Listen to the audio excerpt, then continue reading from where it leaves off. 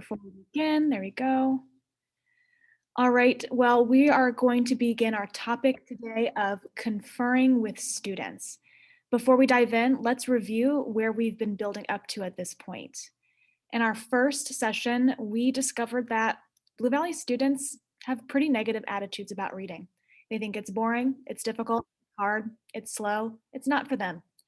And because of this, we know that they're not reading and that has some pretty serious consequences. As also, we know that they kind of want some positive reading experiences if they got to choose what they read and time to read in class. So we started committing ourselves to that and finding good books for students to read. So we thought about books in three ways: windows, mirrors, and sliding glass doors. A book is a window when it allows the reader to peer into the life of someone different than them and build that capacity for empathy. A book is a mirror if we see our own experiences reflected back to us. And a book is a sliding glass door when we see the possibility of who we could become one day. And we know that when we're helping students find good books, especially for those non-readers, they need to find a mirror first. And that means as teachers, we should be looking through every kind of window. And that means we need to model our reading lives in front of our kids, display what we read, talk about what we read, and read books that our students will love. And alongside our partner librarians, we need to commit ourselves to choice, and we need to mean it. So choice is even for the kid who keeps abandoning books, helping them find what's right for them. Even for that 10th grader that wants to read Captain Underpants, even for the kid who listens to audiobooks, even for the kid who reads the same thing over and over, and even for the kid who reads graphic novels. Okay, so we're committed to this process. We're committed to choice. We've worked with our librarians to get books in our kids' hands. And now what do? Well, it's time to read. At the beginning of your class period, provide students with about 10 to 15 minutes to read. When I taught ninth grade English, especially on a 90-minute block period or an 80-minute block period, I would even give 20 minutes. But during that time, you are going to confer with at least 3 students each day about their reading and their writing, which we'll get to in another session. So let's see, what do these conferences look like? What do these conversations about reading between the teacher and student, what can they be like? So we're gonna watch a short video, and I want you to be asking yourself, what do you notice? And be prepared to discuss your observations in just a minute.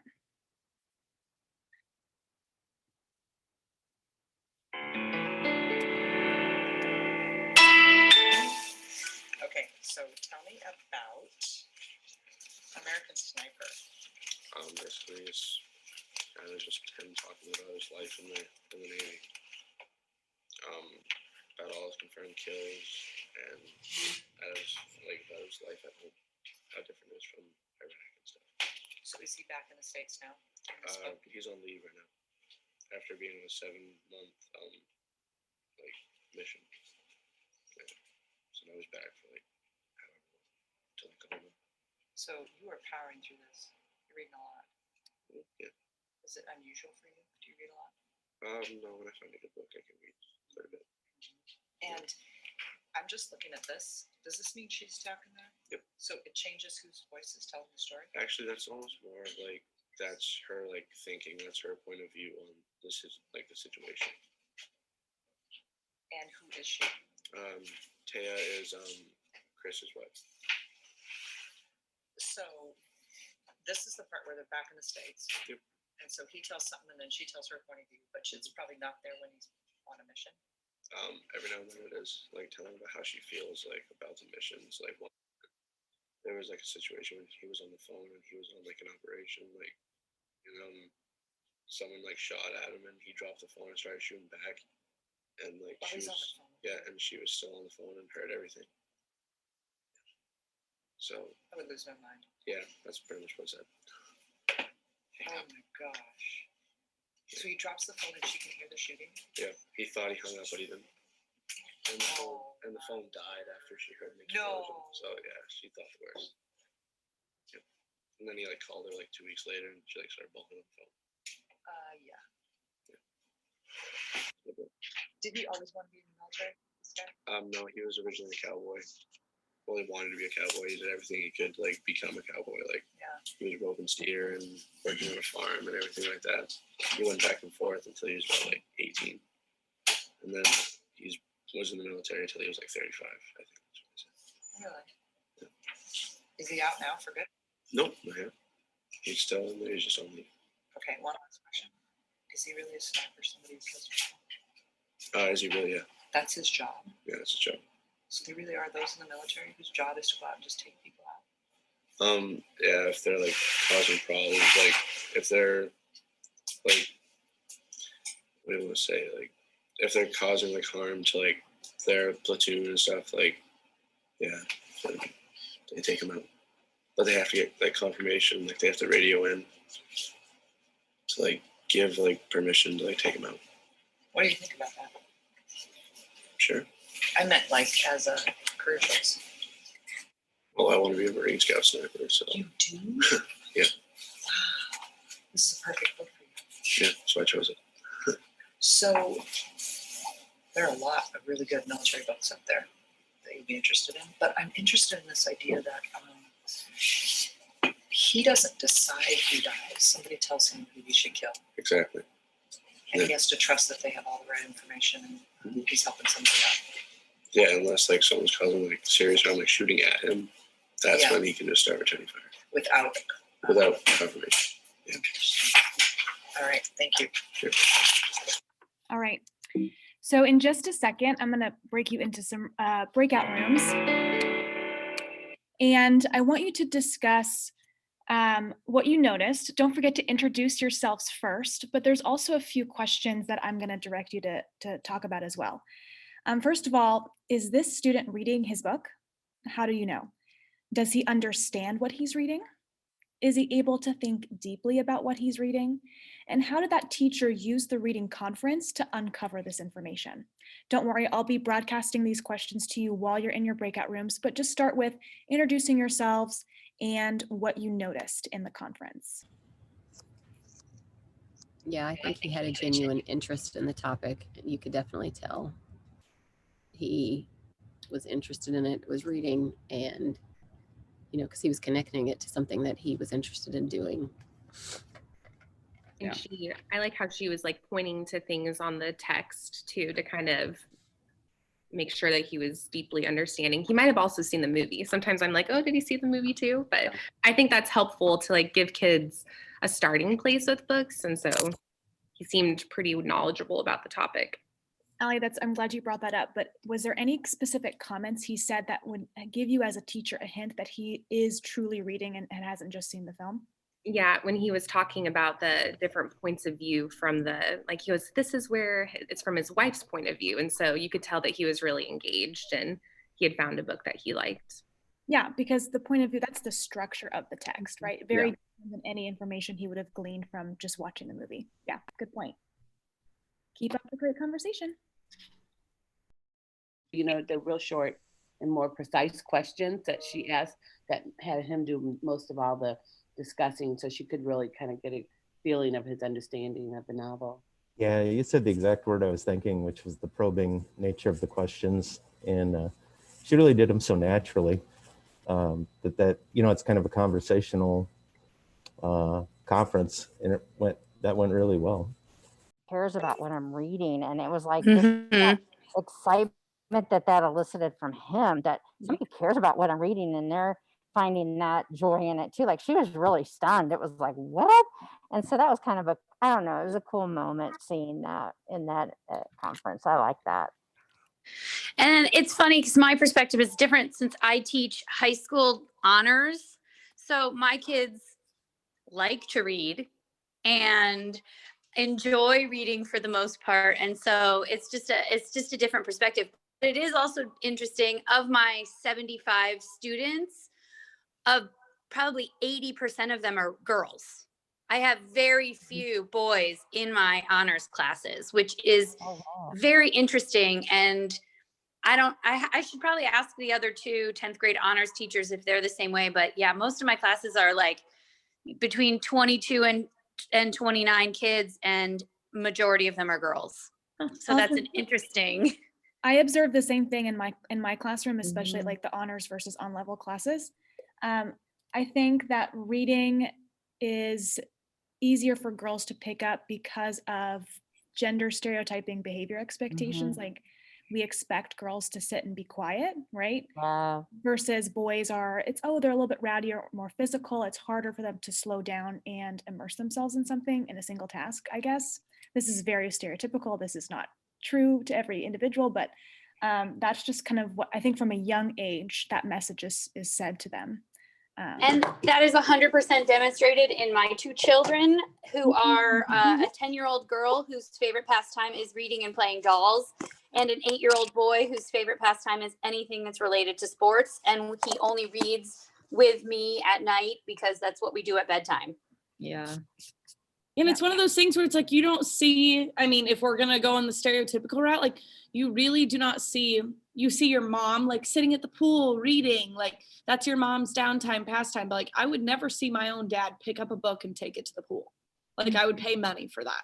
So it's just like, but why is it, that's just such an interesting concept to think about, like who instilled that, but also like, okay, now challenge accepted. How do I change that?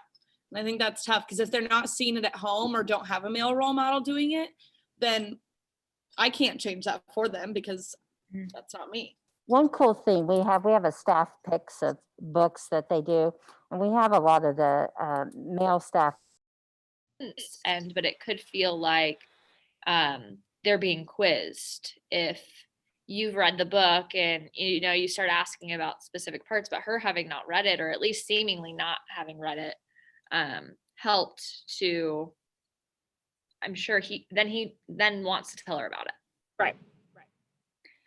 Libby, I'm just jumping in on your conversation, but I love that you brought up the idea of like not wanting the conference to feel like a quiz, right? We want it to feel like a conversation. So yeah, I think what I struggled with and what I still could learn to do better is I would get overexcited when a kid had read a book that I'd read, and yes, then I start all these questions, but like we need to shut up as teachers, right? And like let the kid lead the conference and let them show us how they're making meaning of their reading, rather than us being like, oh, did you notice this or this or this or this? Yeah. Totally. Yeah. I think that the talk ratio, it should be pretty low on the teacher side. Absolutely. All right, I'm going to pull everyone back in just a minute. All right, I think we are back. All right, everyone, let's just kind of debrief as a whole group. Some things that you guys discussed, what you noticed.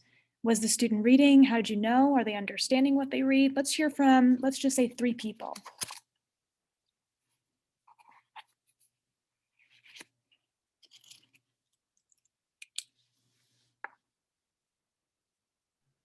I'll go. I think something I noticed and a fear that I kind of had in doing this without, just because I'm a super prepared, want to be ready to talk, read the book ahead of time. I think it made me feel better to see that she didn't have to read the book to have a conference with him, and that he led so much of the discussion. And I think that's a quality that I could get better in, is just sitting and listening to the kid and not feeling like I have to control the conference.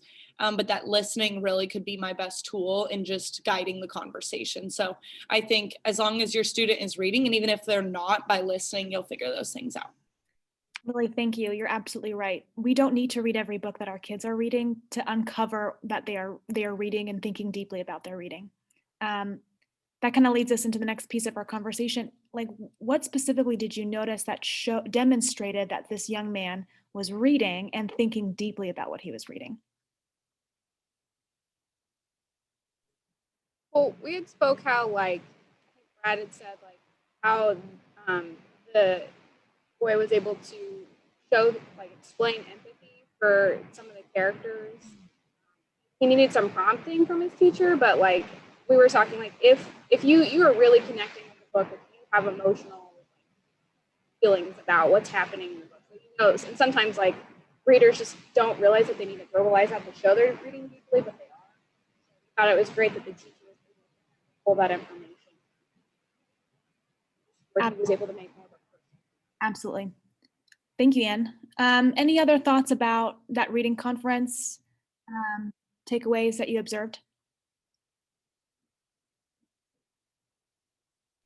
Something great Mary talked about was doing like a staff spotlight. And I think this is something on my teacher Instagram that maybe I'm going to start doing to show kids that, like, I think we talked about reading being the cool thing to do or not the cool thing to do, especially between female and male. And so I think something I want to do while I'm distance learning and I have the teachers in the building is going around and like taking pictures of them with the book that they're currently reading and having them just kind of talk about it as something I could post on my teacher Instagram to show kids that, like, it's not just your English teacher who likes to read, like, so does your PE teacher, so does your art teacher. So this is something I think that sparked my idea today that I'm going to try to start over the next couple weeks. Thank you, Lily. And I think when you imagining if kids were with us, the idea of everyone spending that daily time reading, the teachers communicating and speaking to every individual about their reading, there's a transformation of the culture, and a building starts to have a reading culture, and the individual students start building that reading identity. So when we're building that capacity for that reader identity and we are conducting these conferences on a regular basis, we want to look for a few things in the long term, right? In the immediate, we want to know, are they reading? Are they thinking deeply about their reading? But these three things are what we are striving for over time with the conference. Increase in volume of reading. Is the student reading more than they had before? Number two, are they increasing their complexity of their reading?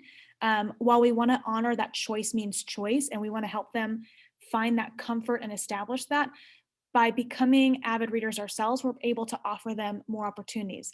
Did anyone notice that teacher, when asked about like saying he wanted to be in the military, she says, oh, we have a whole bunch of military books over there. Like, she was already thinking about his next book that he was going to be reading. And then that last piece is so important, reader identity. If a student can start to find a genre, an author, an archetype, a niche of like, this is a book that's for me, and that's where those mirrors are so powerful, right? Then they can start to see themselves as readers. Yes, even our reluctant boys who never loved to read before, who maybe would pick up American Sniper.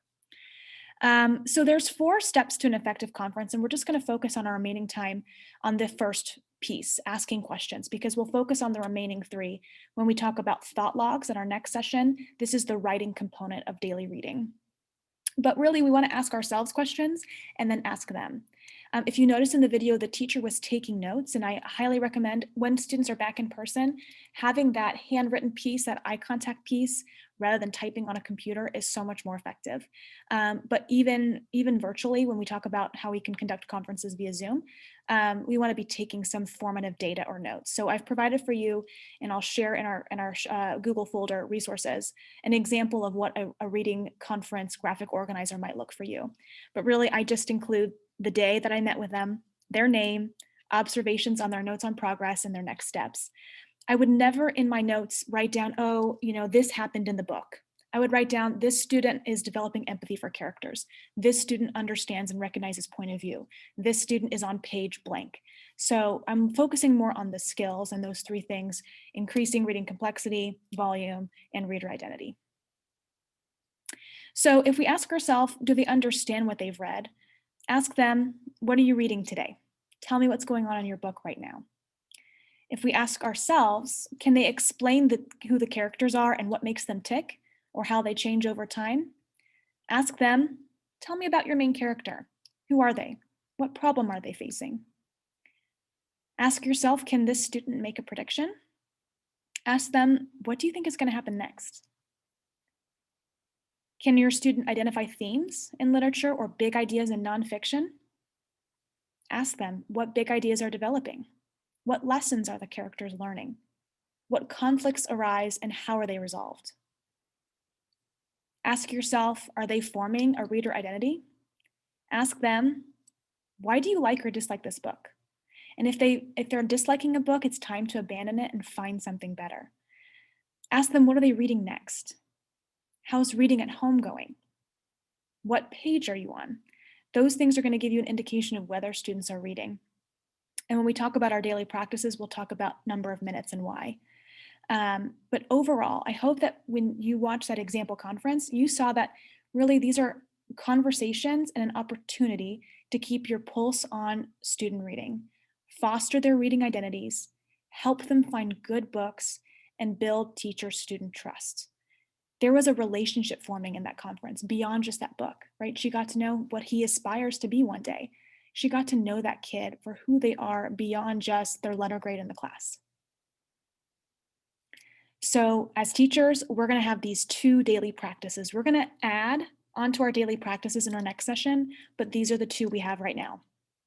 Students read at least 10 minutes a day during class time and are expected to read at least 10 minutes at home for a total of 20 minutes a day.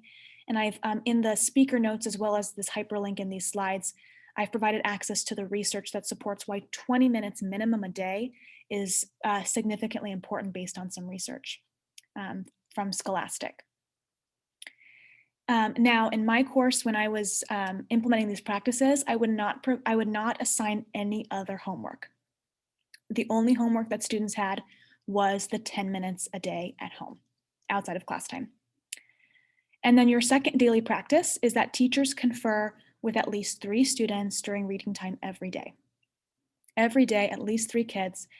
Depending on your class size, you may see 1 student every week or every 2 weeks. Every 1 to 2 weeks is pretty typical, but that's enough for you to keep a pulse on their reading journeys. So our next session will be thought logs, and this is the writing component. And this is an integral part of the reading conference that we'll kind of build upon in our next session. We'll focus on these remaining components of the effective conference, especially that mini lesson piece and providing explicit feedback on their writing as they move forward. But if you're interested in getting started on this work more quickly, or you want to expedite this process to kind of make this work for you now, reach out to me. I can come visit you. I can Zoom with you. We can do individual coaching or work with your department or PLC. Just email me anytime. But as we're thinking about remote learning, I want to remind you that we have this ongoing Padlet. A couple people have responded already about how can we set aside that sacred 10, 15, 20 minutes a day when kids are at home? Should students have their cameras on? But I also included a link to this Edutopia article that I think is going to be an extremely valuable resource for us, specifically the couple of paragraphs on remote reading conferences. Essentially, this author recommended that you break kids out into individual breakout rooms during reading time and have them read with their cameras on or off, but they should turn their camera on during the conference. So there is a way to make it work remotely. There is something lost in not all being in the same space reading together, but the mantra that I've been repeating to myself over and over again is that this is not forever. Students will be with us in person again one day. And so we can't lose this opportunity to build reader capacity, complexity, and identity. So we have to continue to move forward with that. All right, folks, that's our time for today. I am sharing with you in the chat a link to your Google form to earn professional learning points. And I appreciate any feedback you have to offer in that. And we hope to see you. In fact, our next session is going to be sooner than usual. It's going to be next week so that we can align again with that high school late start. We had a little bit of off in that schedule because of post-Thanksgiving. But thank you, folks. You're welcome to just hang on and stay on and chat with me if you want to debrief, but appreciate your time. Have a great week.